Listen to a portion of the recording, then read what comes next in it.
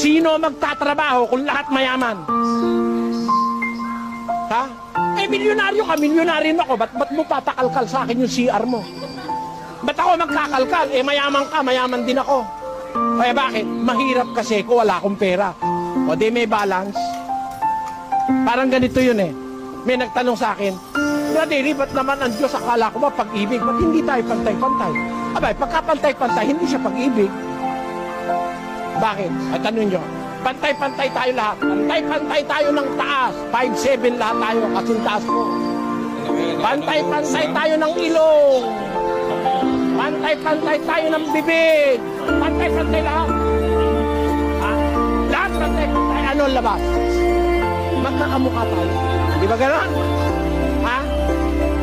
Pag natulog ka, nagising ka uli, niyakap mo na, akala mo asawa mo.